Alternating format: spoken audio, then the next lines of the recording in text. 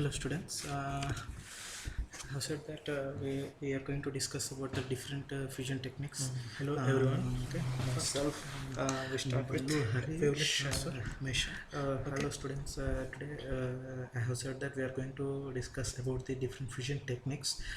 First I start with the wavelet transformation.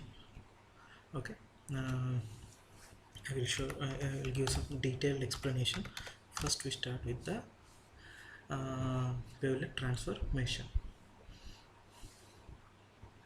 Okay, in this particular wavelet transformation, I have said that in image fusion we mainly come across panchromatic and multi spectral. Okay, in this particular explanation I am giving about the wavelet transformation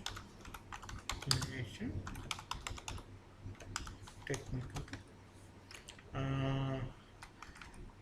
Think that you all remember the topic that we are discussing. It is image fusion techniques.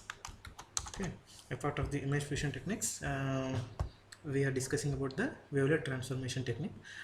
In any of the image fusion we come across panchromatic and multispectral. Okay, this particular panchromatic, it is a single band.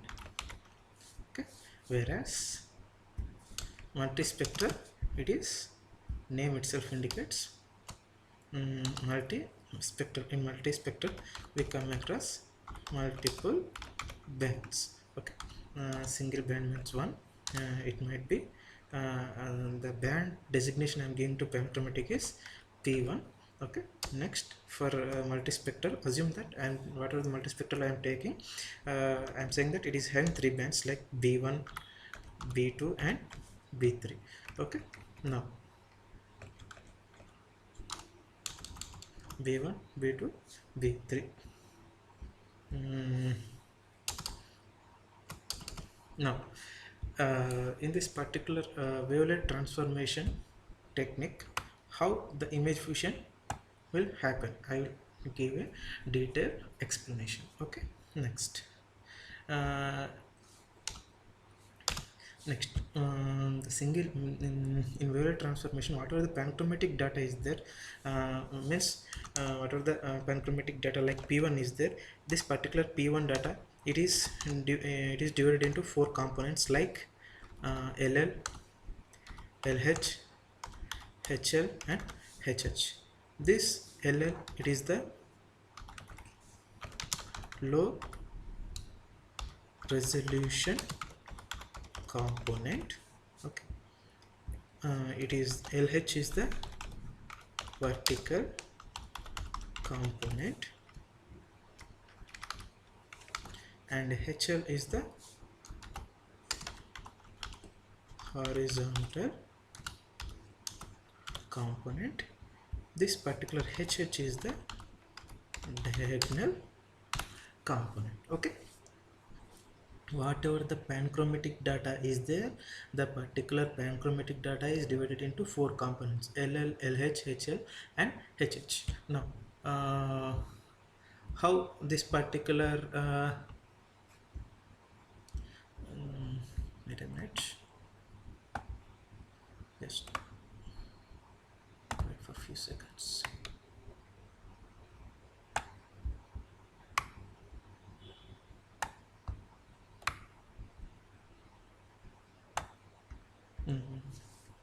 Okay, next, how this particular wavelet transformation technique works. Okay, this whatever the low resolution component is there, this particular low resolution component,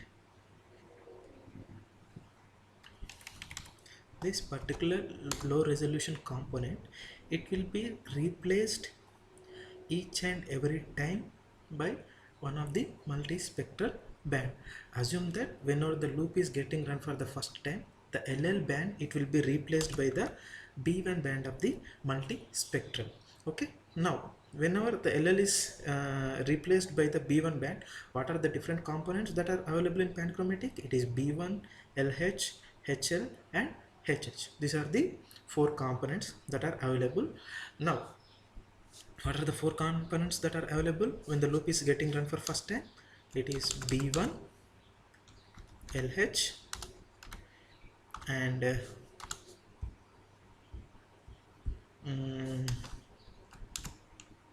HL and HH. Okay, and whenever the loop is running for first time, the low resolution component will be replaced by the first multispectral band, that is B1. Now what are the components that are available for the first loop? They are B1, LH, HL and HH. Now all these bands will all these four bands will become a new band. The name of the new band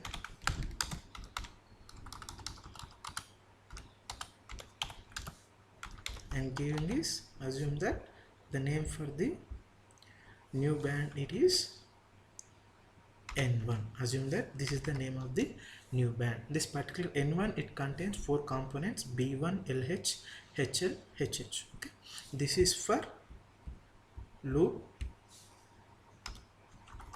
1. Okay, you know the loop is running for first time. These are the and these are the different components that you these are the different components that are having for the panchromatic data. Next, whenever the loop is running for the second time, that is whenever the loop is running for the second time,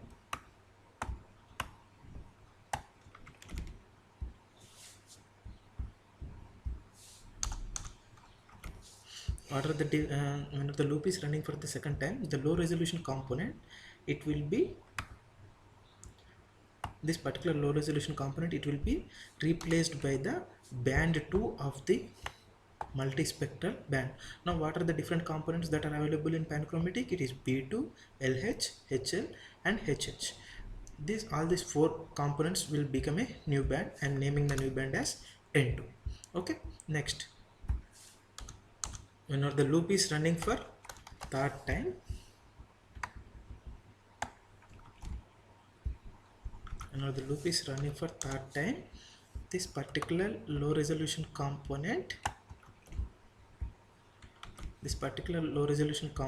that is LL, it will be replaced by the B3 of the multispectral band. Now for the third loop, what are the different components that are available in panchromatic? It is B3, LH, HL, HH, and this particular all the components will become a new band. It is N3.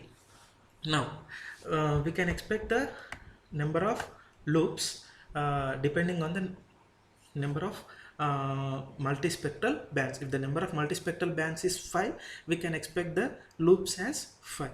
If the number of multispectral bands are 6, the number of loops will be 6. Each and every time, just only one thing will be varied, that is LL will be replaced by different multispectral band, whereas remaining components will be same. Okay, next, now what are the different bands that are available in the wavelet transformation? N1, N2, N3. This particular N1, N2, N3, it is having the characteristics of both multispectral and also panchromatic. In each and every loop, if you see B1, it is the multispectral properties, LH, HL, HH are panchromatic.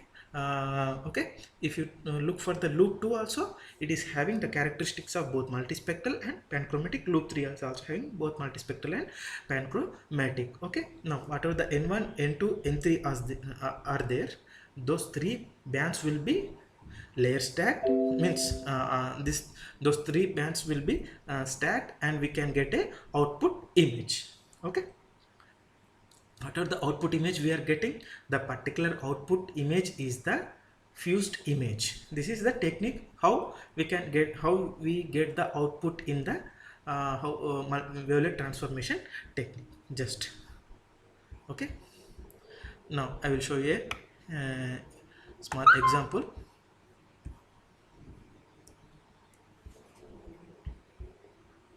I will show you a small example.